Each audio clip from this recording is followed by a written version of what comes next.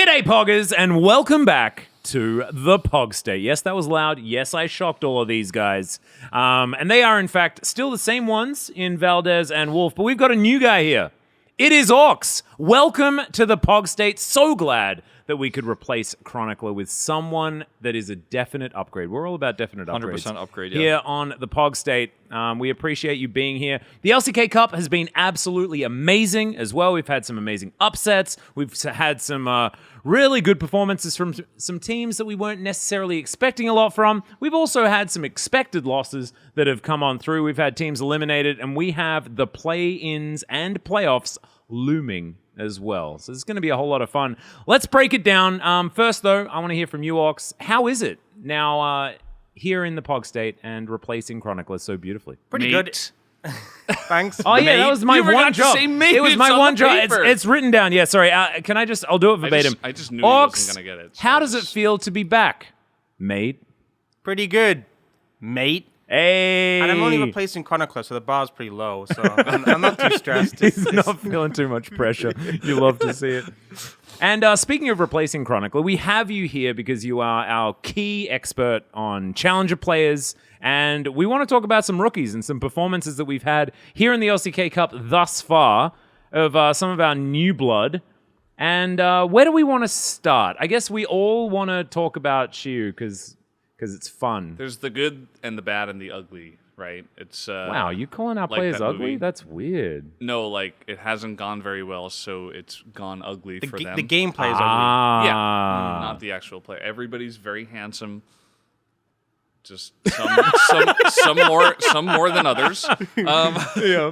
I think we got to start off with the good and maybe the most unexpected. Okay. Smash. Oh, that's the controversial one coming out straight out of the Right gate. out of the gate. All right, neato. Valdanalist. All right, it is pretty neato. If you could turn around the other way, Valdanalist. If you just guys Valdanalist. can, So good at- if he's you so guys good can at saying read it. this perfectly first shot, I'm really impressed because I just never can. It's got too many nan. It only has one. Like it's Valdanalist. Danalist. It's just Val with a D and then then analyst. the- Max, are you dyslexic? Danalist. Are you dyslexic? I guess I am. Maybe. When it comes to analyst and analysis, I am absolutely dyslexic. How about It's- Yahoo? Yahoo? I'm Just have to read the K, right? No, I felt the same way actually. Yeah. about him. yeah. Okay. Well, let's talk about Smash then, shall we? Wolf, I think When it we'll comes start to with drama. you. When it comes to drama, you are the man. The myth, the maverick, the Obviously, legend. there's a lot of controversy about Gumusi being taken out, right? And there's been Yes. a lot of discussion online. People were upset, like, I bought a ticket and I can't see my... Remember, you bought a ticket to watch T1 play, and T1 can make substitutions at any time. Those are the rules. And I'm not even trying to call out those fans, because I get it, because T1 didn't make a statement very quickly or at all.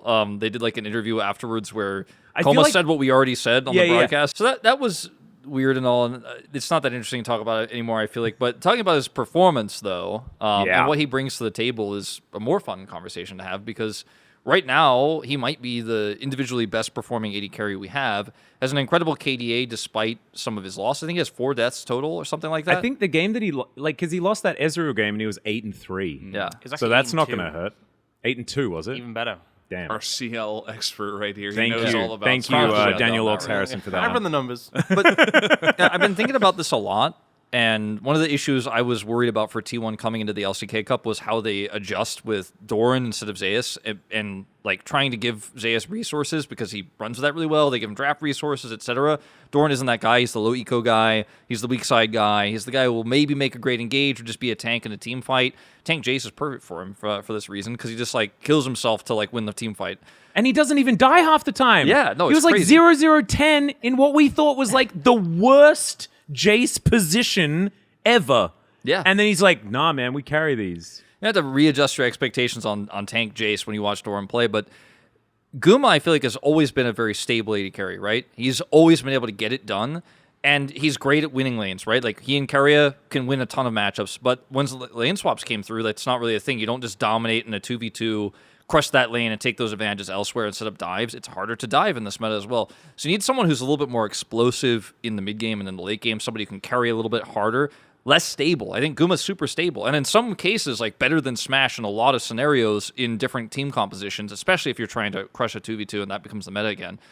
But the champion pool and the hyper carry style that Smash plays, his aggressive tendencies where he'll just slide through and kill somebody or flash on somebody and kill somebody. That Ezreal play that was in the Mad movie that you were alluding to, that Ezreal loss, just going forward and killing the MF because he sees the angle. He takes those risks all the time. And if you have a player like that, it can really change the dynamic of the team when you're missing Zeus. I think that's the main reason why T1 was willing to give him a shot, because in scrims that was probably happening a lot. Smash is probably super hungry for an opportunity like this. He's probably been asking. Reckless has spoken highly of him. He performed well with Reckless in Challengers. We co-streamed a lot of those games. We watched a lot of that.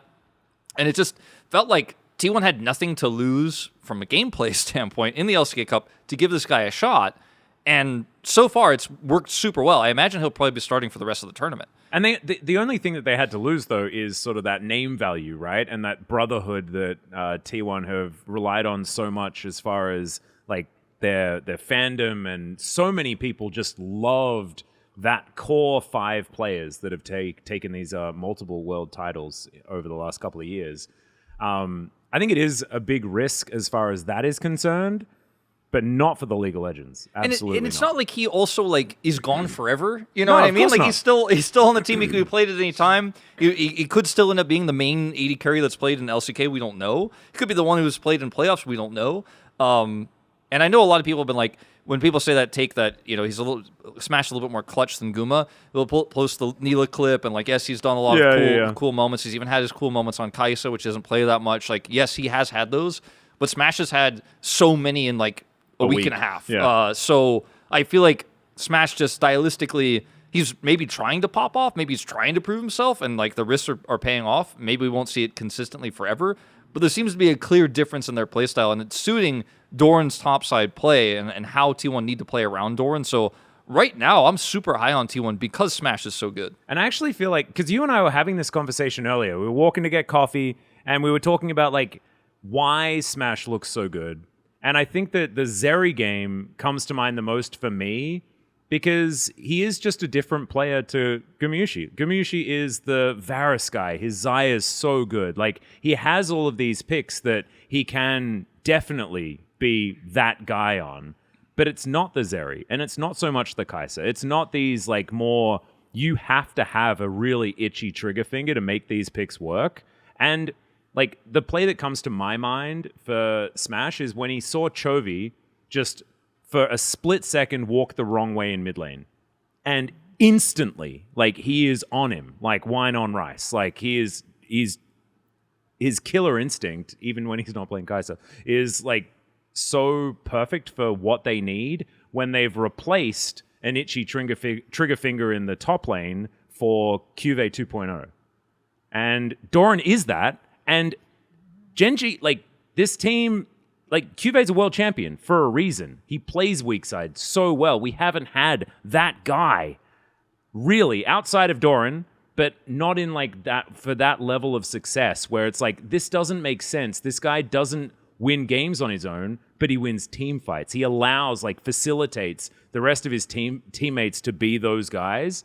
And I think it's so cool that T1 have sort of recognized that their team needs a different clutch personality 80 carry, to make this work. Yeah, it's cool. Because like the last top lane they had was Kana, you know, who also wasn't anything like Doran. So Yeah. I think it's really a thing where when you look at like historically successful rosters and why we've seen super teams fail in a lot of situations, So many times. it's because it's not about having the 5 carries, the 5 stars in every role. It's about having a balance of styles that work together in tandem and having that unity between them. And we've seen like some fantastic rosters where there are players on the rosters who you wouldn't call the best in their position. A good example is Damwon Kia. Well, not Dam. Then it was just Damwon, but Damwon Gaming, yeah. yeah. And the fact that their bot lane, like no one would have said Ghost is the best AD carry in the world, and yet his role sort of was complementary to what the rest of the team could do, and he played a different role from what, you know, an AD carry like Ruler did when he was on JDG in 2023. Like very different play styles, but can still work well in a team that comes together as a unit. And I think that kind of balancing of styles between players, it's hard often, I feel like, for orgs or teams to like spot exactly what they need. And it's also really hard for players to adjust. And there are examples of players doing that where like Khan. Like, actually going back to Damwon Kia, like, as soon as you started that, I'm like, holy, like, this, like, the evolution of Khan from he was so known as this, I'm a hard carry player, and then what was needed of him was just not that. It was play Scion and just be that stable guy, and we will take care of you. And Damwon Kia relied on that. He got all the way to the final, Game 5, 2021. It was heartbreaking at that point, but that team, you can't take anything away Then from he was how like, I'm going to dominant be they Longshu were. Khan and play Yasuo. Bad, not that bad guy right timing. now. bad Yeah. timing. Let's it worked all the way up until it absolutely didn't, but that's another story. And EDG were very, very good in that final, but still, like, it's so cool that, like, you can see them sometimes make that adjustment, but sometimes you just can't. Yeah, it's really difficult. I think like some of the greatest players of all time have made that adjustment and been able to switch styles and done that for the teams, but I think it's hard to do. And I think if you have two different players with distinct styles and you have the opportunity to flex between them, you should explore that if you want to be the best team possible, especially as we're playing Fearless. And it's not just the fact that we're in the Fearless LCK Cup, we're going to be going in the first stand, which will be Fearless. Like, it's such a strategic advantage, especially in a role like AD carry, which can be pinched so easily. Yeah. And not even like the enemy team intentionally pinching it by doing something wacky like picking 5 AD carries just to deny you, but just as you get later in the series, AD carry is the role that has like the least champs in it. You know, compared to any other role, there's just so few of them. So if you come through a series and like Zaya's taken away, Varus is taken away, and you think we're right, we can make a substitution, there's always that argument of, well, you'll have less practice time with each AD carry. I'm going to be real, out of every role, AD carry is the one that you can slot and chains easiest, right? That is just an absolute truth, because a lot of the time they're not involved so much in the strategy. It's about the team facilitating and playing around them. Compared to, like, you know, if you change jungler, the team can feel completely different. If you change support, completely different. And then even mid and top can make a big difference. But AD carry, I think, is the role where having that strategic substitution isn't even going to be suffering that much from like lack of practice with them. And we've seen Smash is working well with them. We know Guma works well with them. I think from a strategic standpoint, 100% the right call. Yep. And to prove your point as well, our very first Vietnamese import into the LCK is an AD carry. And that's pretty perfect as far as that one is concerned. Do we want to go to the next one, or do you want to talk about Smash a little bit? I wanted to say Smash, a couple of things about Smash, just, you know, because in terms of rookies when they come into the LCK, sometimes we can see very up and down performances. We can see struggling under the pressure, underperforming compared to how they played in CL and stuff like that. I feel like he kind of ran with all the pressure, and he's almost playing better with it, because playing for T1 and subbing in for T1 means that you're going to get barraged with a lot of hate. It's just the way it is. You know, when they were doing the 10-man roster, We've seen careers ruined from it. It's happened to a lot of different players. You know, Closer had to deal with it, especially when he was subbing in for Faker at that time with the 10-man roster. Smash came in and he's like, never forget. Yeah. Smash came in and he's just like, nah, I'm just going to be the best, actually. And we knew he had very high potential, but like nobody really expected him to come in and absolutely burst his way into the LCK and kind of like make a name for himself as like a top 2, maybe top 180 carry. You know, we can all say like, oh, we knew he was really good. We all knew he was really good from CL, but like we didn't know he was quite this good. So I think that's really exciting to see him flourish really fast, like right in his first bunch of games, especially when the pressure is the highest from the fans and for himself and playing in the LCK, etc. Compared to someone else like Diablo, another rookie who, you know, came in, had a first couple of games, and people were like, wow, this guy is sick. His mechanics are great, actually, but his team is kind of bad. And then after that, well, the team is quite bad, actually. They are the one team that did drop off, BNK, but he also, I feel like, kind of dropped off as well in terms of his own individual play, so that's kind of unfortunate. Just, you know, this can happen very easily for rookies to go up and down, but Smash has just been so consistent, so that's really cool to see. Not suffering from the bull effect. I think the thing that stands out to me is the fact that like you can expect a player to be more reserved, more nervous coming into the LCK as a rookie, but the confidence, he goes for plays you'd expect to see in solo queue, where like an AD carry will be like, I can hit all my skill shots, I'm flashing forwards, but he's doing it on a stage he's like never played on before, and he's making it work. But it's like such, you have to have so much confidence in yourself. Like if you're shaking slightly, you're not going to go for that play. Like he could have played a lot safer, a lot more reserved than he did, and T1 still would have done successful. They still would have made it the next stage, but we wouldn't be talking about him in the same way. Yeah, and the thing that makes it more important, sorry to cut you off, Wolf, but I just have a slight aside, because after every game, you see Smash's face, and it's not like he's oblivious to the pressure. This guy looks like he is completely like completely in the game, right? Like, and he afterwards you can see him thinking about mistakes he's made. Like, you can see him like adjudicating his play. Like, this guy is so serious, understands the level of pressure he's under, but it seems like he's able to shake that off and still make the plays in the game. So I think it's like doubly as impressive to be able to perform like that, but still acknowledge how much pressure he's under. He's almost like Savant-esque. Like, he's almost like Elle from like Stranger Things when she comes back from going to the other side, and it's like, oh my, he's got I've mind actually powers? used so much energy to do what I've done. Is that Like, because yes, he played with yes, Reckless, yes. or why do you think that is? you mean? I mean, why? He's Was it like, the influence of Reckless over him, like making him the player that he is? Well, Did he play chess with him? such as other players, such as Lahens with Pays, obviously is the best example. I'm trying to make a serious point, Valdes. I was just curious what you thought about. No, kind of I do Reckless's think that like influence.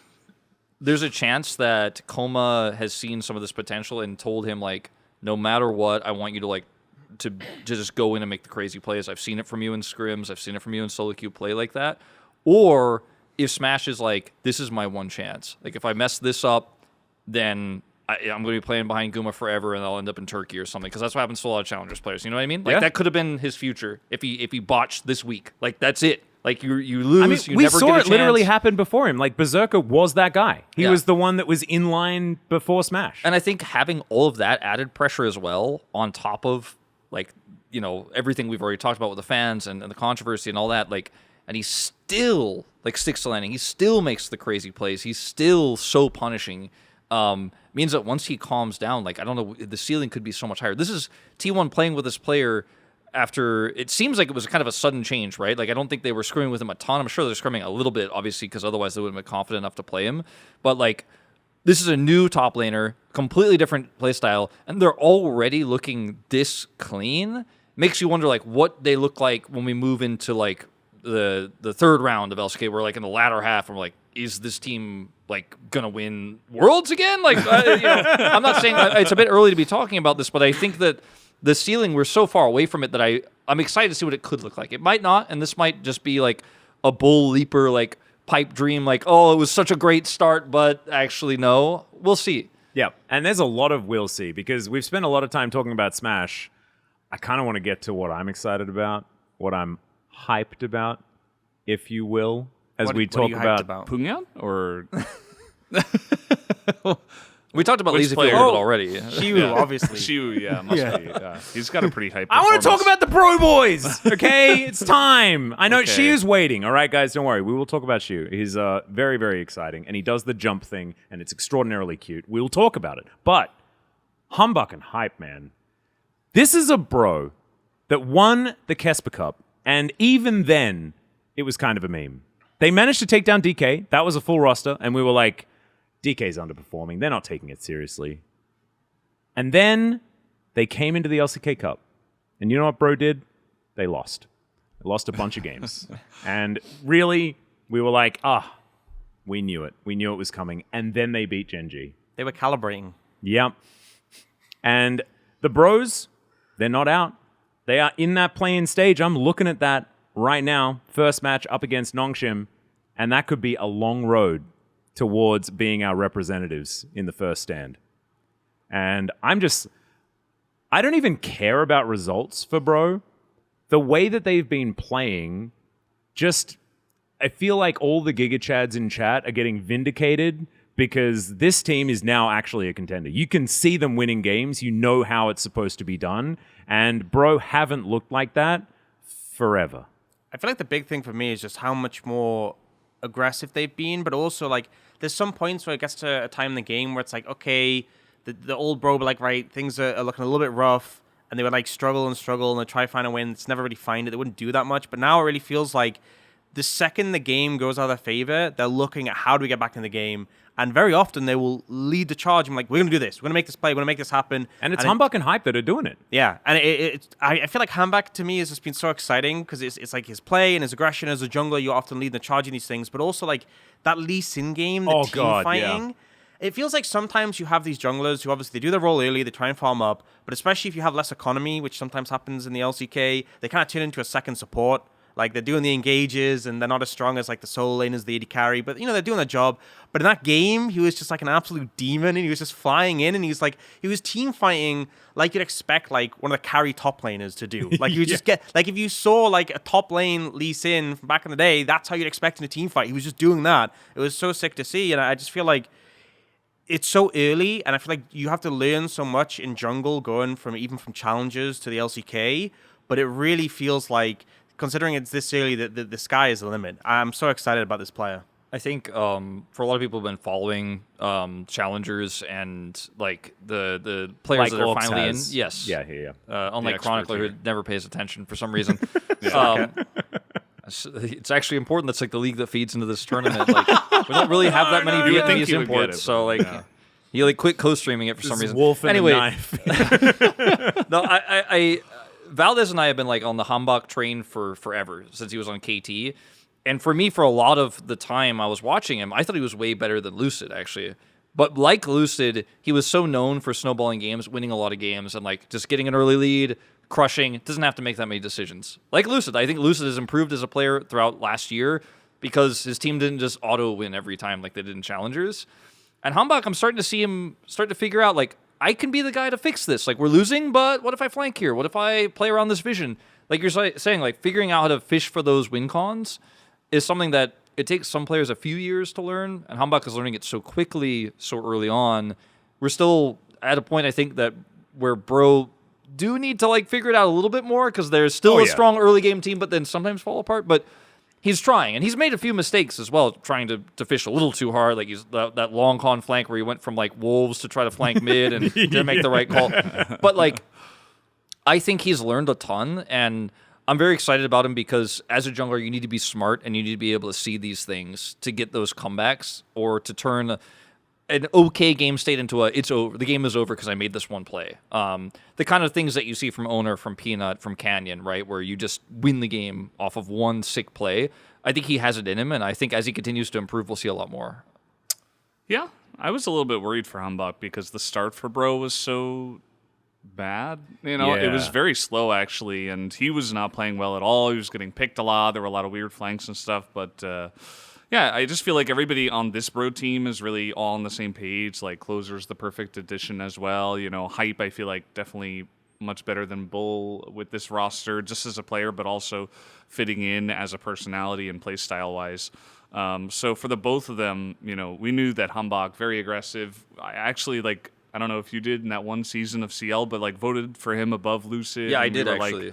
We were very much on the Hambach hype train, but it's been a long while since then. It's been like a couple of years, and it took him a long time to hit LCK, and then he joined Bro, and we were like, is this going to be the right place for him? Like this team that never really does anything, but yeah, really shaping, I think, the new Bro image in his own way. And the fact that everybody's buying in, especially after that Genji win, is huge. And with Hype, who we know is really good, I feel like Wei got the worse end of the deal somehow because they were both so good together, Hype and Wei, in Challengers. And then Wei now is with Duck Dom, and the two of them are just... Oh, don't get me started. Maybe they're not the worst bottom lane because BNK still exists, but they might be ninth, which is crazy. They're challenging, I think. Yeah. Valdes is murdering someone while also just he throws a dagger and kills somebody else at the same time. I mean, it's true. No, he's stabbing someone here and drowning the other one. The analysts here, the Valve analysts, you have to be honest, right, with their teams, right? Sometimes they are not playing well. It's- right that's now. what we call Val Valdonesty. Wow, I don't even know what to say. Legendary plays, says Wolf. That was a good one. Yeah, that was a good line. Very good line. But No, he might go Maldes if we push him too far. Oh, yeah, no! I might Baldes. I'll be Baldes by the end of this one. Hype, I think we haven't seen enough of him, honestly. I think we need to see more. He's good, obviously. I think he's good, but I think he did get the better end of the deal because Wei might be the most struggling support. I mean, Hype especially should with be Duck playing Dom, for KT but right now. Yeah. 100%. He should. But He should. he looks really good on Bro. I still think that, it's weird, right? Because I thought that Polu was, a really good addition to Bro last year. But I think Polu is the one that's kind of holding the team back now in a lot of their losses. Polu kind of looks lost here and there in a few of those games. But we know that Polu can be a great player. He has got a really good eye for engages. in the right circumstances. So the fact that I'm saying that he is the one holding them back is actually a huge positive for Bro, because Morgan's looked better than he's looked in years, honestly. I feel like the young guns are like giving him some invigoration. We haven't even spoken about the fact that Closer is now on the roster, because we're supposed to be talking about rookies here, but Closer has looked great on Bro. Closer gapped Chovy in that series. Yeah, dude. And that 2v2 already looks really good for Bro. Yeah. I mean, it's Chovy Canyon Yeah. on the other side. Yeah, it's. I feel like I'm saying it. I'm like, he did. And Humbug He gapped did. We watched it. Yeah, it wasn't real. It wasn't a dream we had. Oh, so incredibly impressive. We do. I don't know whether we want to get into some of. No, we're going to talk about Shu. DK are the best team in the LCK Cup. We'll talk about Punyan for like 2 seconds in a minute. Yeah, I just want a small comment about Punyan.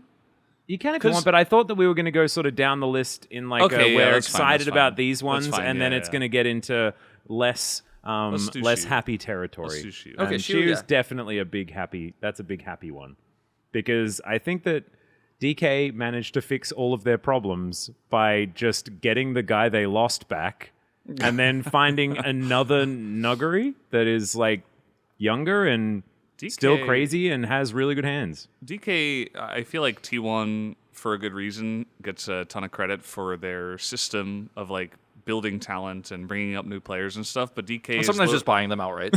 and having tons of bags of money and you know being very rich. That's all very good. Because they're really good as well. Yeah, and they win a lot. But for DK, it's like they won a lot and stuff, and I feel like they reinvested. I don't know what they did actually financially, but they have been able to set up a system to make a ton of great talent. You know, like Lucid, Shu, obviously. What's his face?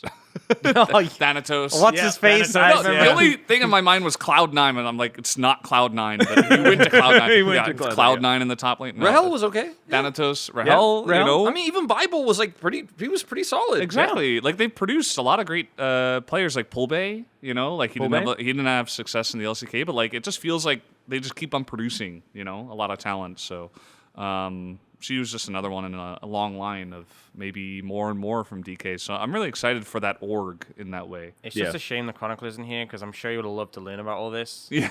Yeah, You because can watch the watched the episode VOD, later. yeah, Yeah. Yeah, if you're watching Chronicle, This is you can pay recorded. attention. This is important challenges stuff. You yeah, should know. we think that you might actually really like D plus Kia as well. They're a pretty fun org.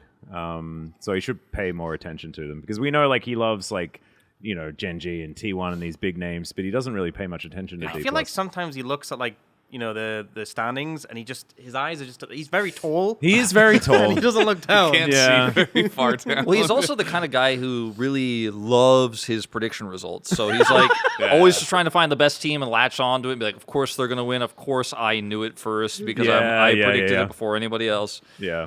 We Whereas actually Ox call is him playing like the Degonic long for that. con. He's playing the long con where he's like, I need to see the up and coming talent. That's why you're such a big Lucid fan, right? Yeah, I mean, Yeah, yeah. you know, we talked a bit about Handback. Obviously, like for me, Lucid, his performance and challenges, I think he's grown so much on that. I feel like it's a great addition to the team. He's made Showmaker so happy. I love to see that.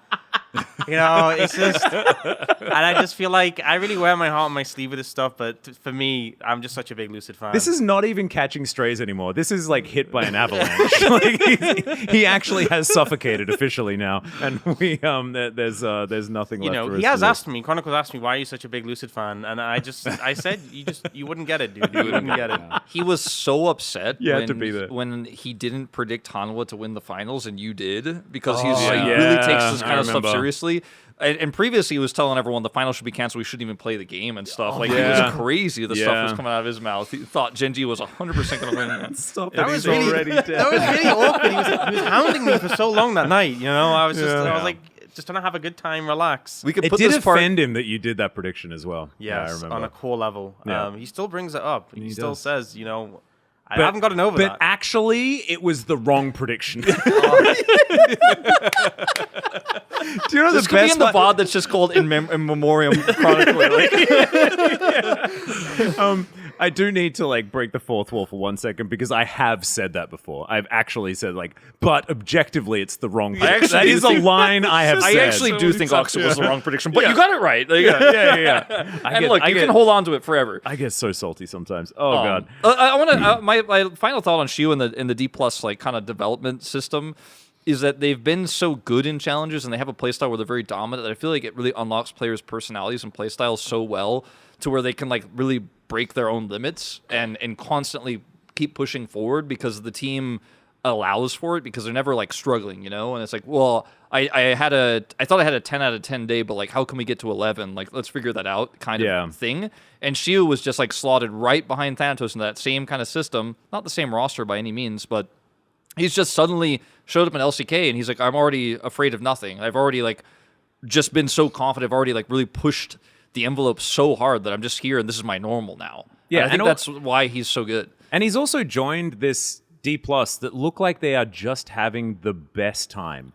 Like we were worried about Showmaker being like too depressed and then quitting because like it just was never going to be the same again. And Showmaker has, I don't know, like none of that apprehension is there anymore. The he's got guy barrel is back, so. unhinged. And yeah, maybe it's the barrel effect. I have no idea, but like I haven't seen this guy this happy like ever. He's laughing after losses. Yeah, he dies in top lane because there was a guy waiting for him in the brush, and he's like, "Ha, we'll still win the series," and they did. Yeah, I feel like, you know, some players you can't tangibly always see the impact they have because it's not necessarily something you see in game. Some players bring the vibes, and it's clear that Beryl has brought the vibes back to D+. Yes, man. And, you know, it's made a big difference. Yeah, and for better or worse, we don't know how it's going to look further into the year. We said that D+ are the best team in the LCK Cup, and right now that is 100% true. That could change. They could lose their first round. Thankfully, for D+, they will be able to skip the immediate elimination round. Of course, in the playoffs, very similar to the LCK playoffs, the first round is single elimination. So you lose that, you are gone. Second round, you chillin'. So D+ will be able to lose their first best of 5, and I actually think that that is a great bullet to have in the chamber because this team could lose and win against any team that we have here right now. And right now, they have been flipping heads all over the place and looking really good while they're doing it. But we do know that this, like, consistency is not something that I'm going to assume they have ever. I was going to say, like, after they've won a certain... No, I feel like you can never fully trust. Honestly, part of it as well is they're the only team I think has looked like really solid so far. You know, obviously T1 since Smash has come in, not necessarily because of him, but in general have looked quite solid. But I feel like every other team has had their hiccups. But the counterpoint is that like any other team could be on their best day in the rest of the tournament. So, you know, I think it's kind of like D+ have, if they stay in form, they are looking very convincing. But who's to say that, you know, T1 won't be a massive threat or Hanwha won't suddenly live up to the expectations we've had for them. And then you could end up losing a series and have to recalibrate and go on the losers bracket. So definitely having that double elimination point is a big boon. That's a huge one. But we are talking about rookies, so it is time to move to Pungyan. Yeah, so he got subbed in against Chovy, and it's kind of funny because Chovy hasn't had a great LCK Cup. Not a great start, yeah. Don't know what's going on with him. Maybe it's just, you know, first thing of the year, and he's not quite in it just yet. And there's so many things we could conjecturize out of it. Ooh, great word. I would have said speculate, but yeah, that's cool. Yeah. I was just inventing as we go along. Yeah. No, I liked Valdes' one more. Pungyan, when he was playing in CL, he actually looked very strong. Like I saw him play a lot of Orianna and Azir, and he always struck me as a guy that I think will eventually do well in the LCK. He's very different from the other CL players we get who are always just like always known for being super aggressive or like crazy or just, you know, wild people from the CL side. He's very much a calm, you know, control mage player, and he's just very strong. Like wins lane very often. Kind of reminds me of like a Faker or like a Chovy. Not that level, but like that style. Where you're just focusing on your lane, trying to win it, get the CS and stuff. But yeah, I feel like he just kind of got sacrificed to Chovy in that game those 2 games, and he played like okay. He made a couple of mistakes, and then now we're just maybe never going to see him again. So he It's didn't a get a bit fair sad. shake. You got the one series, and now it's like, well, Pungen's better than that. I think if you watch CL, we know that, but unlike Chronicler. But Chronicler's like, been pretty low on him, actually, weirdly enough. But like, no. I think we need to see more to really give a real They opinion. almost won that game. That was the Canyon Kick game. Yeah. Like, they Yeah. almost won that one individual game in that series, and Yeah, he true. played pretty well. But yeah, I think there's just not enough data. I wasn't impressed. I felt weird about it because I thought Bulldogs had a pretty promising start. Like, there's been some rough games, but overall, I feel like he's had some really high highs, and I'm like, oh, Bulldog looking like maybe he could be strong again. Sometimes we get hyped about Bulldog early, and then things fall off. But And you have been the most reluctant to believe in Bulldog as well. So Yeah. when you were doing that, I'm like, oh my goodness, Wolf's beginning to believe, and I was the never thing. expecting I it. was like, man, Bulldog's pretty clean. Like, we'll see what happens. And then they put Punyan, and I was like, but I don't know if we'll see Punyan again for a while. That being said, after Bulldog came back, I think he looked better. I think he might have used that time off effectively. I feel like it recharged the Bulldog batteries. or just a kick in the butt. Be like, yeah, play yeah. better. Yeah, no, or exactly. Pungen's coming in.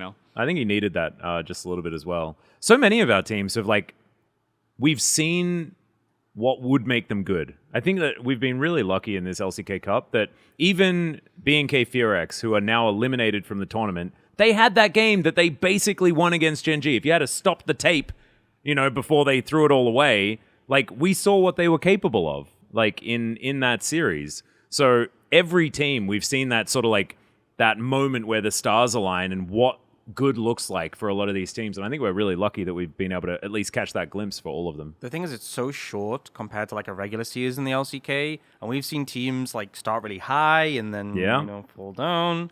And we've seen teams do the opposite, have a slow start and build up. But there hasn't really been their time in this format. And for most teams, it's not that big of a deal because you're still going to make it through. But for that one roster, they weren't able to bring it together. And, now they have time, obviously, before the full season actually starts. But it's a bit unfortunate that it's 5 series and you're done. Yeah. And they just couldn't make it click in time. It's a bit ruthless. So I guess we could actually use that to segue into talking about Diablo, because I think Diablo had a decent start. I know that I had zero hope and zero faith. I was never really much of a believer. Even in Challenger, I saw some moments. I also saw him catastrophically faceplant multiple times. This guy is a very loose cannon, and I was never quite ready to believe, but they won 3 games here in the LCK Cup. I think that the team is really struggling to get it together, but Diablo impressed me. Honestly. Yeah, I think he's, frankly, I'll say it, I think he's a bit held back by Kellen. I think Kellen has kind of given him impossible lanes. That's because just true. Kellen just keeps Yeah. getting caught or standing in the wrong place or going for an engage that doesn't make sense. Then Diablo's like, bro, I can't play the game now. It's over for me. This didn't need to happen. And anyone who plays AD carry knows this feeling when you're playing the bottom lane and you're like, Or if you play support and yeah, your the AD carry opposite does was. that. You kind of know this as well. But Looking at Ox. for Yeah. for Diablo, I feel like he's been held back significantly, and so it's hard to judge him. I mean, he's made some really impressive plays. He's also made some mistakes, but I think in a more stable laning phase, he'd have a lot more opportunity. Yeah, I could see that. I'm looking forward to what he can get done in the LCK, and B&K, they have a lot of time now to try and sort out their issues before the LCK starts for real, I mean, and that might help. Max, you were talking about Diablo and CL. I feel like I had the same feeling where, even I think it was 2 years ago that he debuted, or maybe it was Yeah. I think it was 2 years ago. I remember we were talking was about how 15 and a half years absurdly old or young he something. was. Yeah. He's insanely young, and at that time, I feel like he was just the same player that he is today, which is good and bad because it's great to have that loose cannon to be able to make the crazy plays, but I feel like he has very low lows as well, and we've already seen that, and part of that is because of his roster, his teammates, and stuff like that. I remember I don't know if it was the Gen G series, but where he had a couple of fantastic games, and everybody was really hyped on Twitter, this guy is actually insane, blah blah blah, getting very overhyped, and then. Since then, it hasn't been as much. It's not necessarily his fault, but I think he had a lot of high highs early on, and now we've seen some of the low lows. So I am worried about him. I didn't have a lot of expectations as well, and I don't know if he has the stability for LCK, but maybe he can prove me wrong once we get to the real, season. I think one of the difficult things as well is AD carry, the way you perceive them is such a symptom of how the team is doing.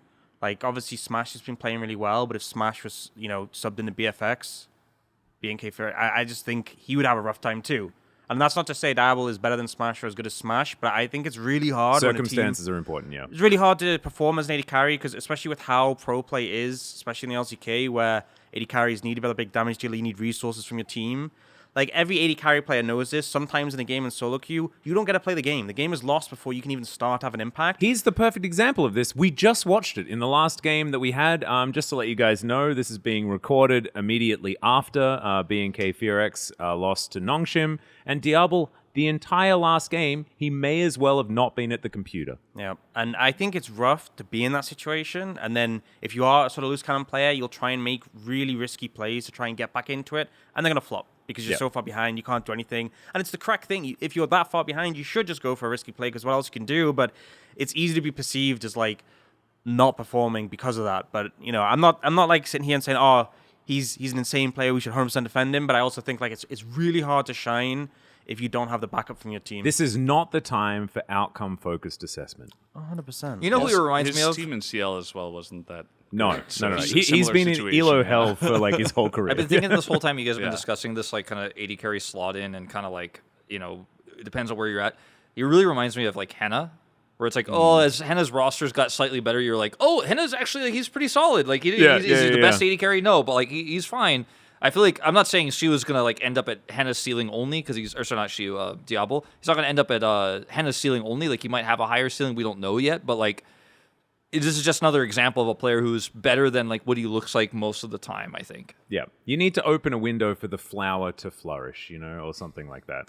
They need the sunlight, or I don't Isn't know. it for the bird to Photosynthesis. I fly? think But that there if was it's an a window, analogy there's there. glass, right? So Right. I mean, yeah, that's true. So not the window. Open the shutters. that's better. How about Lazy Field? How about Ian can cut this bit from the video? Keep Please. it in. Let's talk about Lazy Field, because this is a fun one. Because Lazy Field wasn't even supposed to play. Unfortunately, Teddy was feeling super unwell, was in hospital with really bad flu symptoms, and wasn't able to play for the first few games for DRX. Lazy Field comes in, and big surprise, was actually performing quite well. Like, this is our very first Vietnamese import into the LCK, the very first player to not be Korean to play in the LCK ever, and actually looking pretty good. DRX, a really fun team to watch. I think that there are certainly some issues that they need to work through, but UCal has been a phenomenal addition. There's a lot of people talking about, like, is UCal, like, one of the top 5 mids in the LCK already, which is absolutely insane. This is, of course, things that you overhear on Reddit and stuff like that, but, like, the amount of hype that this guy's getting is certainly very high. And Lazyfield comes in, doesn't hold them back at all, and I'm just pretty stoked that a Vietnamese guy is getting a shot. He's been handicapped by a few drafts by DRX, where he's been on the weak side of the AD carry matchup, tries to lane swap out of it, gets matched. The Guma Caitlyn game comes to mind. I think that his laning phase, even in a fairly even matchup, has been pretty weak compared to some of our other AD carries, especially even other rookies. But outside of lane, he's been really phenomenal, and I think that's Bringing that Vietnamese skirmish into the LCK, you love to see it. I like to see how well he knows his limits. I'm not saying like he's crazy like Smash and he's gonna like see something and go kill somebody kind of situation, but he's both pretty aggressive but also very stable. Like, he's the kind of guy where it's like, oh man, his laning phase is rough. He's down 25 CS. And then, like, being down 25 CS at, like, 30 minutes in the game doesn't actually mean anything, and he's, like, recovered. Wait, and are he's we actually calling him the fine. Doran of bottom lane?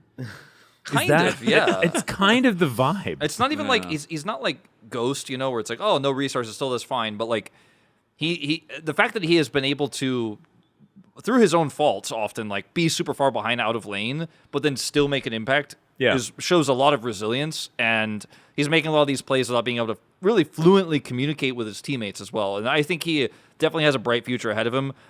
I see a world where maybe he's subbed into certain drafts as well in the future. I feel like that's the thing with, like, the potential language barriers. but also like it was a late substitution. Like it was a condition of Teddy being ill, so I don't imagine they had that much practice together. And you can kind of see that in some games. Like there was that one where he was kind of disconnected from his team, and you could see they were going in different directions, and he got caught out immediately. And I think in a scenario where they have more time to practice with him, and maybe he develops his career a bit more, I could see him really fitting in better, because I think some of his weaknesses can easily be explained by those like extra caveats. Yeah. No, I would agree. I actually think there is certainly a lot more room to develop, even more than some of the other rookies that we've been talking about, because obviously they can already speak fluent Korean and communicate very comfortably, and they were the intended starter for the team, right? Even Smash, they prepared him. They had their statements ready. Even like, doesn't really matter how you feel about how it was executed. They still did have a plan, and that was definitely an orchestrated decision. Lazyfield wasn't that. It's an emergency call-up of a Vietnamese player who is playing in their challenger roster at the moment on DRX's side. So I think lots of reasons to be pretty excited for what he's potentially able to do for DRX moving forward. Speaking of moving forward, though, that is enough rookie talk. Very proud of our young players here in the LCK, and I think that the LCK Cup has showcased them very, very well. Very excited to see them in the LCK and in play-ins and playoffs, which is what we're going to be talking about now. We can have a look at our play-in stage first, as our first matchups are going to be DRX taking on DN Freaks, and then Nongshim versus Bro. God, I'm excited about this matchup. After what we saw Nongshim just do in the final match of the round robin, that could be a really fun one. And then winners going to be taking on T1 and Humble Life Esports that are waiting in the next round, and they are the big bosses. I feel like play-ins is going to be almost 100% dominated, but 3 teams are going to get out of our play-in stage and into the playoffs. And this is where things get a little bit spicy. So it's obviously Bro, right? Well, I mean, third team, it's Bro. I don't know, man. Bro actually. can win and lose against any team. As we saw, they've only managed to beat Gen G. I don't see a Gen G here. They're on the up and up, though. They're one of those teams that started low, and then now they're like, they beat Gen G, and since then they've looked pretty good, even though they only beat Gen G. I mean, there's some interesting aspects of this bracket, like Nongshim and Bro were on opposite groups, right, early on, and they played early. I think that was like the first Bro match. Maybe it was the second one, but like it looked a little bit shaky. And Nongshim won, right? Yeah, exactly. And so like now that Bro's kind of stabilized a little bit, maybe they'll be the favorites, but Nongshim also looking better at the end of this week as well. So that one's going to be a banger, to be honest. I think it's just going to be a really good series. I think like these two teams really epitomize what I was talking about, where we were able to see all of our teams at their best. Yeah. And if both of them are at their best, like imagine if we have that Camille Gallio composition from Nongshim taking on the Giga Chads doing some of their crazy cookery. Like this could be a really, really fun series between these two squads. And then DRX versus the DN Freaks is kind of like, that one seems a little bit more one-sided. I feel like I was so high on the DN Freaks after the first week. I was like, even though they were losing, I'm like, they've got some really good game plans. Like, I'm like, this is a bad draft. But then the way they played, I'm like, they planned this. Like, they have an idea. I don't think it's necessarily the perfect way to play the game right now, but they have a plan for this draft. So sometimes you see teams like just fail a draft and they have no plan, and you're like, oh God, this is a disaster. See the series today came up. I'm not gonna name any names. But like, I feel like they really impressed me in some aspects. I thought Berserker looked really good. But when you look at DRX, you're like, nah, they're just better, I think, actually, in almost every aspect. Oh, I don't know, man. Like DRX have like, there have been times where I'm like, this team could be a contender, and there's times where like, I'm thinking, what is Rich doing? Like there's so many of these moments where you see like, and it's not just DRX Rich. frustrate me. I don't know. It's not just Rich. I feel like there's been moments with that team where I'm like, that was just the example in that moment of like yeah. that's one of the examples. Sponge, feelings. Andil, Lazyfield also when he was playing. Basically everybody but Yukal were kind of like sometimes worried about. Yukal was like, Yukal's like over there, he's like doing fine. I'm like, damn, I was Yukal's got a worried huge about gold lead. Yukal when he won on Lee Sin, and we were like, it was not the Lee Sin. yeah, 6k damage or something. I feel like, it's an interesting discussion, but I feel like based on how I view them at the moment, I think the Nongshim Bro are both stronger than DRX DNF right I would now. agree. But then going into the next stage, T1 look a lot stronger than HLE right now. So like if we flip T1 and HLE, I actually think the winner of Nongshim Bro could really challenge HLE. The other way around, I'm not sure DRX or DNF, even with HLE not looking in good form, I'm unsure if they're going to be able to take them down. But we have to remember as well, so I'm going to go into the format just a little bit more and explain a bit more. So the first 2 rounds of the play-ins are best of 3. But round 2 of the play-ins, you actually get an extra life. That's how we managed to promote 3 teams out of it. So the loser of the match between whoever wins out of the first round and T1 and HLE, they will then face off against each other and be the final seed that are going to be heading into the playoffs. That 6th seed will face off against KT. And then the winner of T1 and X and HLE and Y, so probably T1 and HLE, they will immediately promote into the playoffs and face each other. Yeah. And I'm a bit worried. Single elimination. Yeah. I'm worried Best for of 5. KT. Well, this is the thing. I'm worried that T1's going to be like, well, I think T1's probably okay with the matchup based on what we saw. I think that T1 do look stronger than HLE at the moment. And so maybe HLE are like, all right, bro, you can go through now. We'll face off against whoever else is like coming out of that T1 matchup, and we'll take our chances with KT. It's a really good point, because if it does end up being T1 HLE, it's single elimination for round 1 of playoffs. Yep. And both T1 and HLE on their best days are significant contenders for that winners of LCK Cup, which is the team that goes to first stand, right? So Yep. it could be like T1 that gets upset by HLE, and we're like, what could have been like that? We just never get to see, right?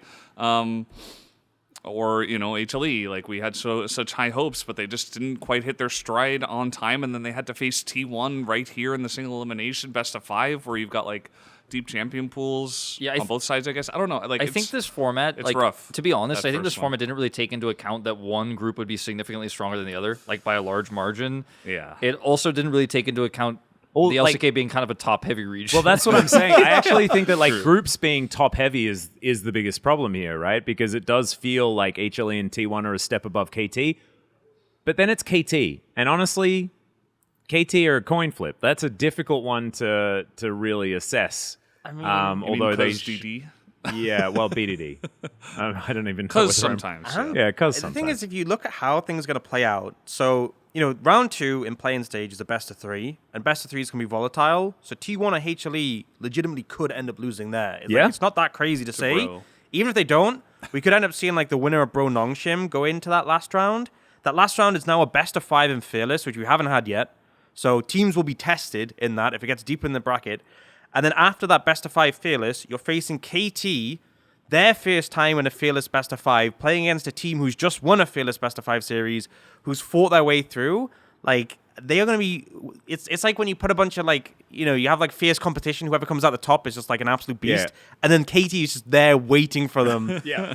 KT having to deal with the king of the hill that's, like, just Literally. trudged through the blood to get there. Yeah, Literally, I am somewhat concerned, especially because they'll have a little bit of time on. And we've seen time and time before where, like, teams who sometimes go through the losers bracket can get powered up by that. Yeah. Significantly. I mean, a big example that sticks in our minds is BLG, when... Yep, there's a certain HLE that have benefited from it. Gen G have as well. benefited from it. Yeah. Like, there's so many examples. So I think we could really see, a team in the playing stage make a deep run, but ultimately KT just be on... Because they don't have the double elimination. In round 1 of playoffs, they don't have double elim, so they could just face this, get knocked out. It kind of seems like it's like KT waiting in front of like a moving car, or being hit by a train, as they've built up all of their momentum moving forward. I can see that. Especially with the fact that they play an extra series as well, as we can see here. It's going to be a best of 5 to get that that 6th seed in there, and that's even more games. So they play 1, 2, 3, and then they're through. Whereas T1 and HLE, it's not the same situation. They play 1 best of 3. If they win, they're in. It could also be not even like a Bro or a DRX that are in that spot. As you guys mentioned, if you get upset, it could be like a T1 who just got upset randomly in a best of 3 and then won a best of 5, and then T1 wins a best of 5 Fearless, and then they're going up against KT. It's like, wow, Telecom War, it's really hype, guys. Maybe the 3-0, Giga definitely Chads not. beat T1 and then promote immediately and then just get smacked down by HLE. Like, that would be a bit sad. That But could happen. that could actually be a thing. I feel like there's so many scenarios that could actually happen, and I'm like, yeah, reasonable. This Yeah. is a really because we just don't have that much information in this tournament. It's not like the playoffs where we can like have the whiteboard out and be like, this is obviously what's going to happen in most cases. And we've been pretty close to reality in most of those. I do think that if it is T1 making it through to round 2 of the playoffs in BO5. They'll be playing against Gen G because D+ is not going to pick them because they're definitely stronger. So they could create some really interesting scenarios for like the D+ matchup. Like we could have a D+ Bro rematch or something like that. Again, depending on how the bracket all shakes out. But I do think that it's going to get pretty interesting the rest of these playoffs because D+ are just a very different team than what they were like in LCK. Gen G is also much weaker than they were in LCK right now, I would say. I was very confident that T1 would beat Gen G, but they played closer than actually I expected, even with Duro being pretty sick on the day. So I'm just really hyped for these because the whole point of this tournament is like anything could happen, and I feel like that has kind of held true. Like the LCK usually were like, anything could happen, not really Gen G T1 finals, see you there. But this one I'm like, anything could happen actually, for real. Yeah, no, I agree. And I actually think that like leaning into it with this crazy like play-in and then playoff format that we've got, like it's so many best of fives, which is also exceedingly fun just because of Fearless bringing out like, it's got to be a Master Yi game 5. Like that's got to happen at some point, right? He got a damage buff in this patch. I feel like we've, D+ Has obviously, been hovered sometimes. D+ an example of a team where like clearly they look like they're flourishing in the Fearless environment and all the picks they're flexing and showing. But like Showmaker with his Set and Zillion and what was the new one? Tryndamere. Oh man. But like the best of fives is going to be so much more intense, and I feel like, especially since it's new, like if we end up with a similar format next year and it's Fearless for the first tournament, teams will be so much more used to it by then, used to the concept, used to getting deep in a series and dealing with it. Like I even, as a caster, without the pressure on me, have forgotten that it's like Fearless and gone, oh, well, maybe they can pick this again. And they can't. Ox, one thing you should know, sorry to cut you off, as the CL expert here, the CL players might have an advantage because they've been playing Fearless all of last year. And That's I a played good a ton point. of best of 5, some of these players, because they keep going to Exactly. playoffs. So actually, it's a very good point. Like they could end up having an edge. But for your standard LCK player who's only played, the traditional series, this is their first experience with it. And some of them, I think Showmaker we've talked about. Yeah, good it's example, Showmaker can with flourish. all of his challenges experience that's BDA. really prepared him for Yeah, like, I mean, look, if you look at the players, like some of the mid laners, like you're like, okay, Faker, yeah, he's going to be fine. Zeka, probably not. I'm a little bit concerned. Yeah. And I think that's one of the things you can think about, like how much is that going to affect teams? How much has it affected teams so far? Like it's only been best of 3; it's not had that much of an impact. But you've still seen teams get like to the third game and have a comp where you're like, Yeah, I heard that Crown was going to have a career comeback this year, but then he found out that Fearless was coming in, and he was like, "Oh, I guess I can't." Can't play Malzahar every game 5 in a row. Yeah, I do think it's a good point, though, because not only are the players sometimes hitting spots where they're struggling, but also the coaches are. And we're seeing, there have been so many years of LCK where we get asked to vote for, like, Coach of the Year. And I'm just like, I'm not going to vote for this because I actually don't know what's going on. Because when you're picking Azir 5 times for, Chovy in a series, like, you don't have to make very many hard decisions. But if you make some really sick compositions in Game 4s and Game 5s of Fearless, and it's really the coach that's kind of like pulling those strings and able to utilize the champion pools of all 5 players to make something happen, that's going to be really cool to see because some of these drafts in the best of 3s have been horrid. Absolutely awful. Just yeah. disgusting. I also think there's like added depth and strategy to like not even picking the most optimal pick in the moment because you want to save that pick for later. Yeah. Or taking a pick that isn't optimal for you, but it denies something from the other team. And Or if it's your identifying the Yeah. picks whose counters are now unavailable because of all of these champions Yeah. that are now banned inherently. And there is so much to think of mid-series. And right now, all I'm thinking is that Chelly's like skyrocketing my Coach of the Year predictions because being able to, like, in a game 2 of Fearless, find that beautiful Galio Camille composition, which we've seen, like it's an archetype that we've seen so many times, but the angle to pick it, and obviously B&K definitely didn't do it properly, but utilizing like pocket picks of Lehens to make this like piece of art that we saw in the draft, like gorgeous. I want to bring something up. It's a little bit zany, but it's something I've been thinking about a lot since we've had Fearless. All As right. like what a team could do. I don't know if anyone will actually do it, right? But imagine you get into a situation, and you're on red side, okay? So already starting off with a disadvantage there on blue side. Let's say they get a really strong first pick that you don't want to play into. You know, we'll use Skarner's usually banned, but we'll use Skarner as an example because it's just so strong. Yep. You've gone from like, okay, our odds are a little lower because we're on red side to like, okay, our odds are really low. Is there a scenario where you could see a team just picking denial champs only, and the game is really cooked at that point?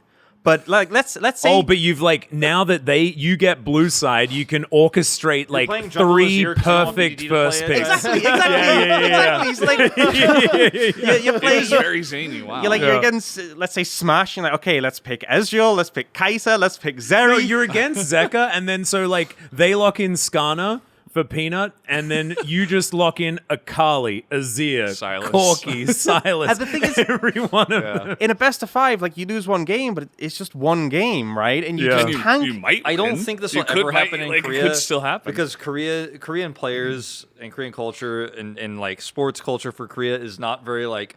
Well, technically, it's not against the rules. Yeah. It's like I will never do that. I will feel so much shame. Like the fans will destroy us, Yeah, and yeah, like yeah. Riot will probably bend to the fans and give us a penalty or something. Because like even though it wasn't technically, I will against the bring rules, it's, like, dishonor to my family. I will bring unsportsmanlike. dishonor to my family. I mean, even however, though- good strategy. I was so Yeah. shocked. I mean, just as an example, I was so shocked when Hirai played the Challengers roster in that matchup Oh, that mattered. yeah. Just because I thought people would be so upset about it. And people were, by the way, very upset about that. They I were, was and then ki- I was a KT little upset about imploded it. immediately afterwards. So it was And- obviously not a good thing. I feel like I think what you're saying is actually really smart.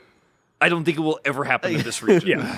Maybe It is a fun thing to talk about. Maybe we have to wait till the internationals and then like the Yeah. LTA Maybe the representative. LTA team, yeah. They drop it on like our representative. Maybe HLE go, and then Zach is just like, oh no, They're cooking me, boys. They're cooking. What does she play in game 3? Like What he's I have already left- gone. Like everything's gone in wait, game 1. guys, they left it by Corky. Why would they do that? And all the fans are like, no. I mean, imagine like all the flack that Keria got when he played Ezreal support that one time. It's like, I don't see it in this region, but I actually think strategically though, if you feel like you're losing the draft, tank it. Seriously. I'm taking your picks with me. Because again, like I said before, you could also win.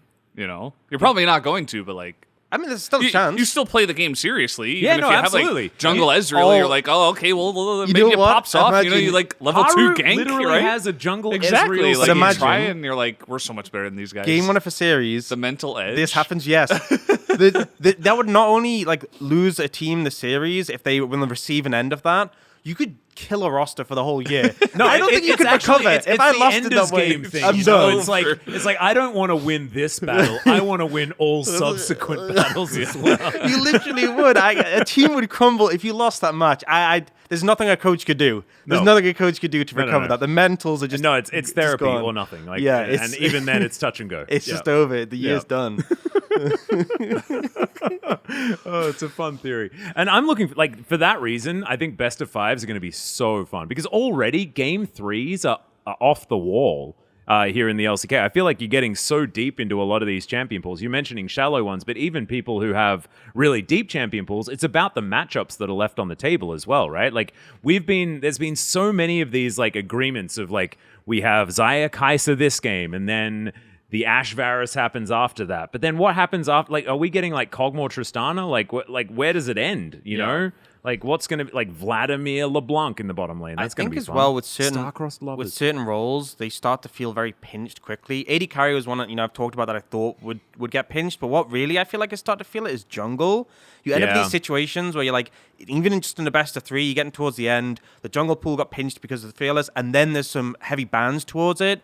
Maybe you left jungle to the second rotation, you made a mistake there, but then like teams are like, oh man, I don't want to play. I guess it's got to be Viego. And I'm like, oh no, it's so bad here. It's But also, like jungle is so interesting because when won you're that game. when you're picking a jungler, I feel like so many teams they really want to pick a certain type of jungler, right? Like it's not that you have to pick jungle; it's that you have to pick I need a an tank AP. jungler. Yeah, you need a tank, AP. you need AP, or you maybe need physical damage, right? Like Viego, in some instances, is really good. Like in some of these Galio compositions, some of these comps that just are lacking damage, they require that. And like Wukong can fit that role, Xin Zhao can somewhat fit that role, Vi can fit that role. There are a few of these picks, but like once those are gone, that's 4 that I listed. I don't know enemy how many team more are has there dive. outside of Master Yi. Yeah. Well, the enemy team Jarvan. has dive, but we Oh, need yeah, AP damn. damage. I guess there's only Karthus. Like Yeah. I'm sure it'll be safe. I'm sure it'll be fine. Yeah. But there are some players that will be able to like Canyon always has a Karthus. He always has a Karthus there.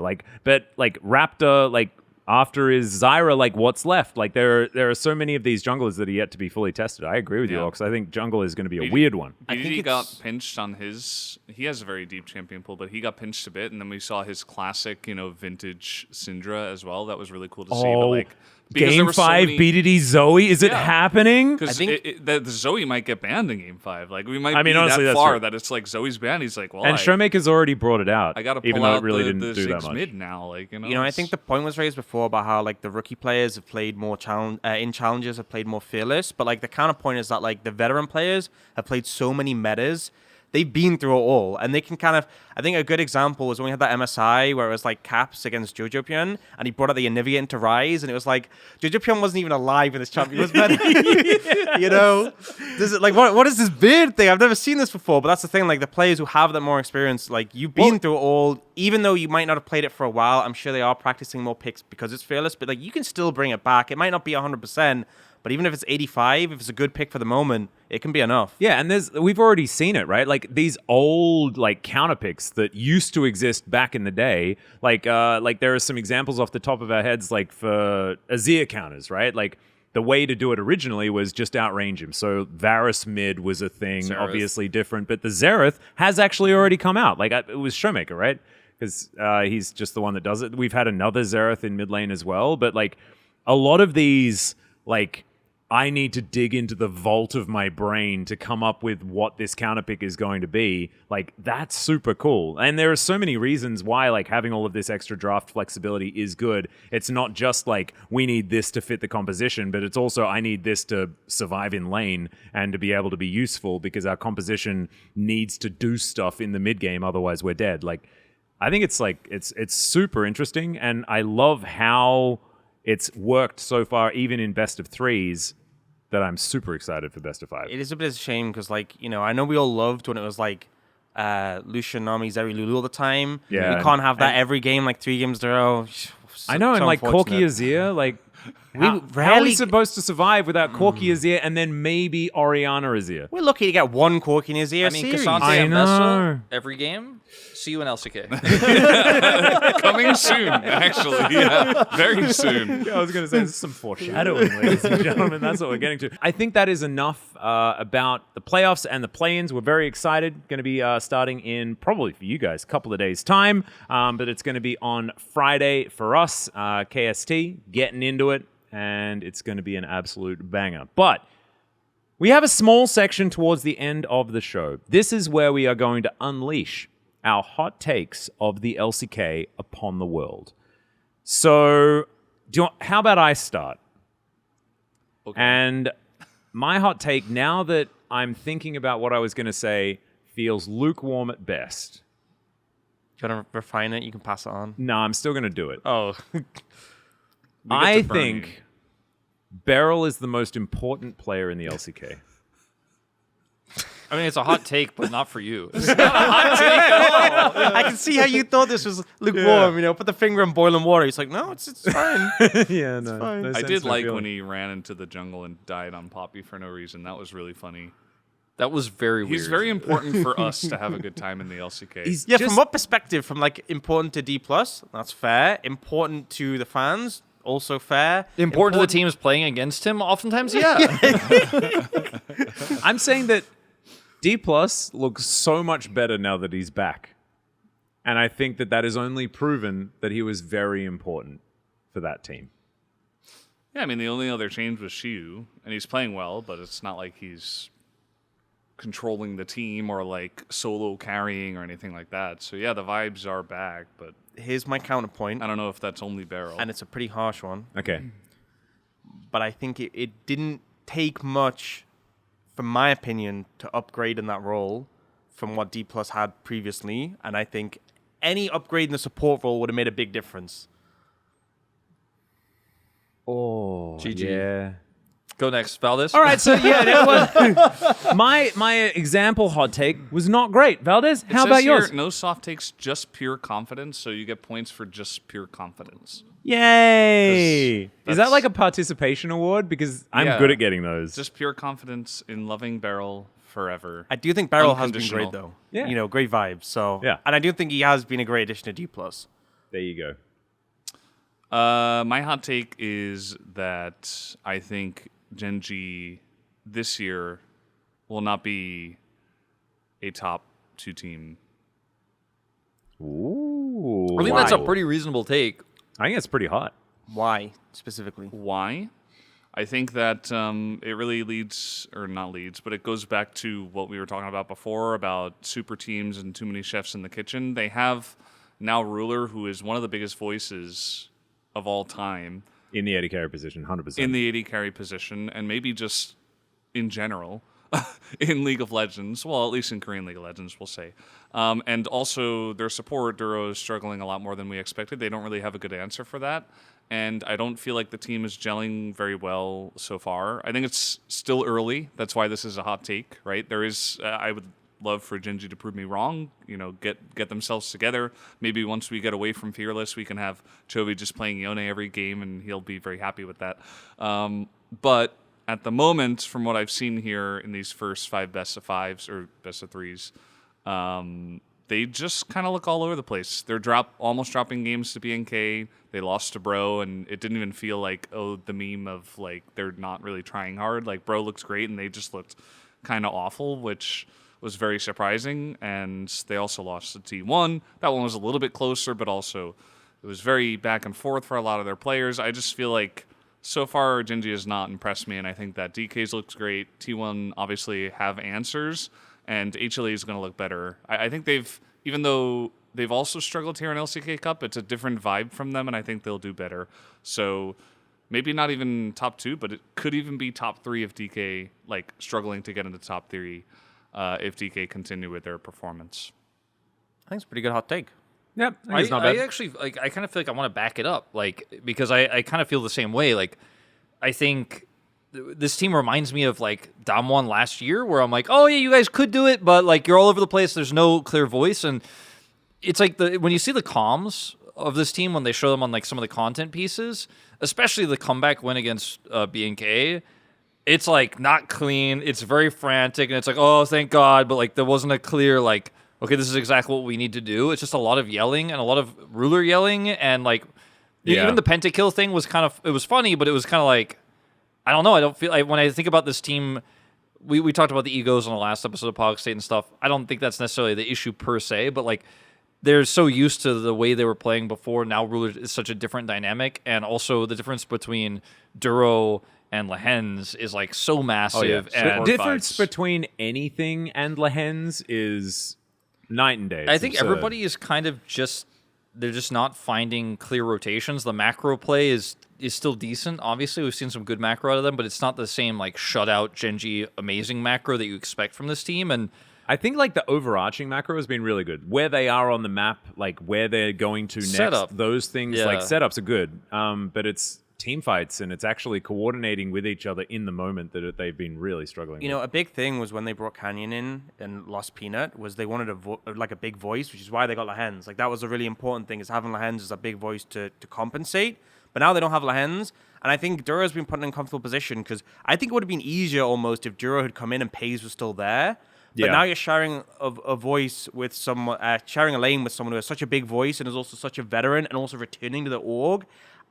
It would feel so easily be drowned out in that situation. And I think support is a role where really you have to have a voice, because you're impacting the map so much. Like, there are 80 carries going to be mutes, and you're completely fine. But, like, I think as a support, you have to be vocal. And it could be so easy just to end up on the Gen.G roster. Ruler is dictating everything because that's what he knows how to do. And then you just end up, like, not being able to find your own voice. Whereas if he was playing with a less experienced lane mate, he might have an easier time to, like, develop and grow. yeah, I think I think an 80 carry should almost never be the shot caller in any scenario. There's almost no world where that's optimal. Like, you can make it work, but you're hindering yourself if that's the case. There's been examples of it working. You're right. Like, I think Prey also had, like, a pretty big voice, although Gorilla was also very, very loud. Like, there are examples of it working, but it's not something that we've seen be all that successful. I think you're right. I think, like, you use your AD carry as an implement in a lot of You these tell games. the AD carry where to be, and then he does the damage. Like, that's the thing. And he doesn't tell you where concentrates to on be. having extraordinarily good mechanics in the moment. The thing And is- credit to Ruler, he still does have that, but yeah. The thing is as well, like regardless of who the shot caller is, there are certain roles in League of Legends where you always have to have your own agency and be vocal to an extent. Like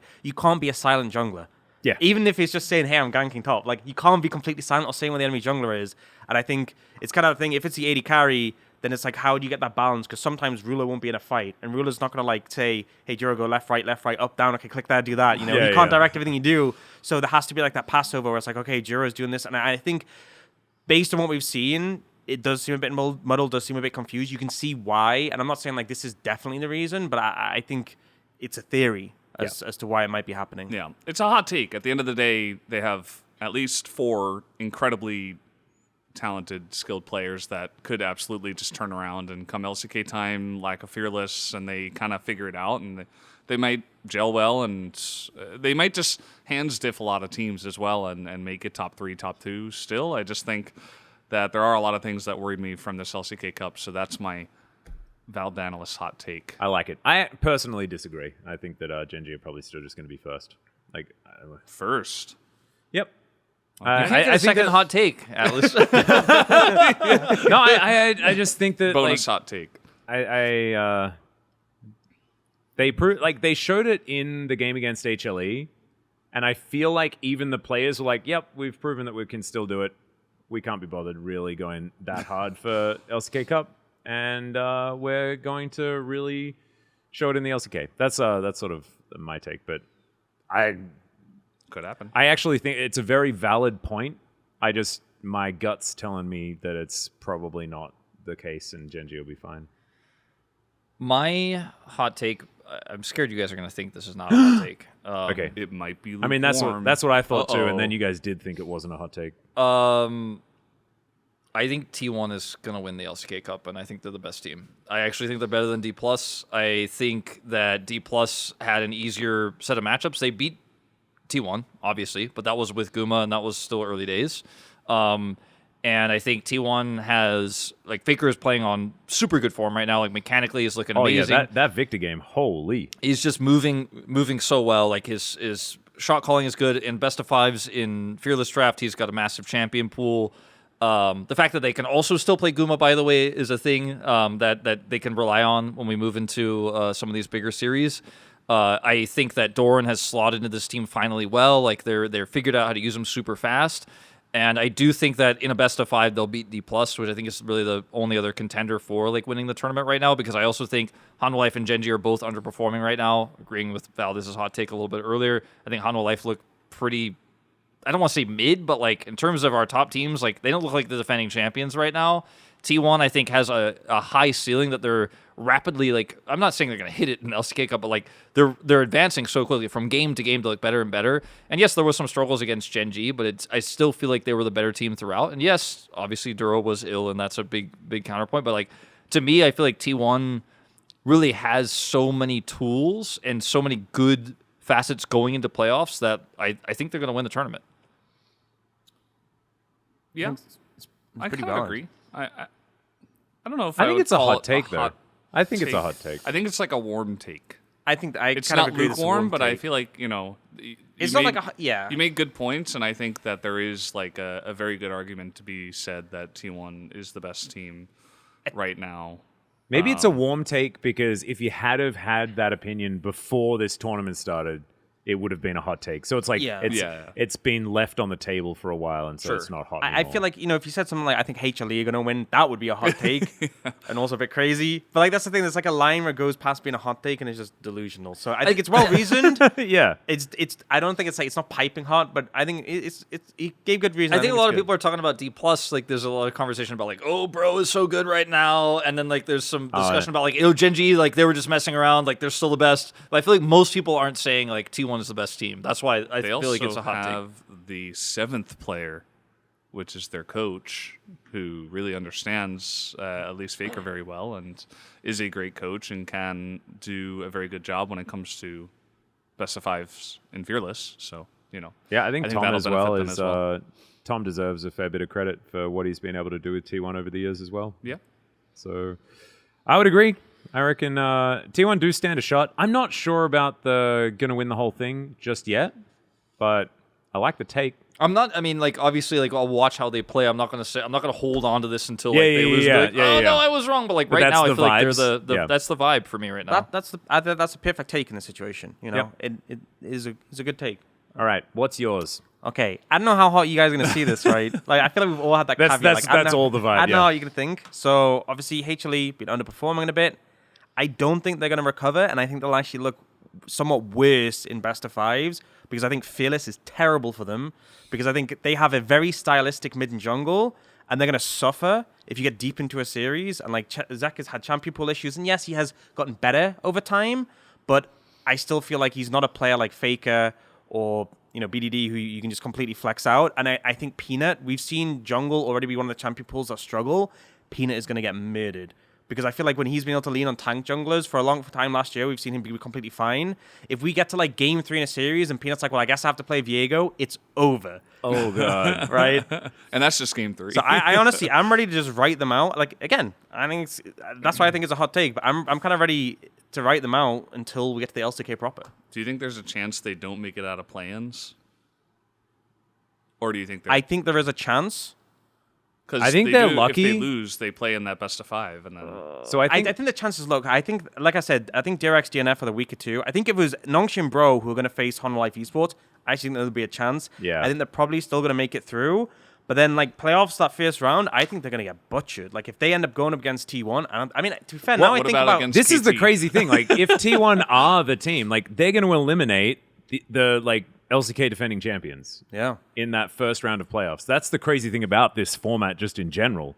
Unless they lose to DNF or DRX and then manage to beat T1, Nongshim, or Bro, and then they go up against KT, that one's winnable. Do you know what would be the most crazy if Bro beat, like, T1 and then beat HLE in the next round as well?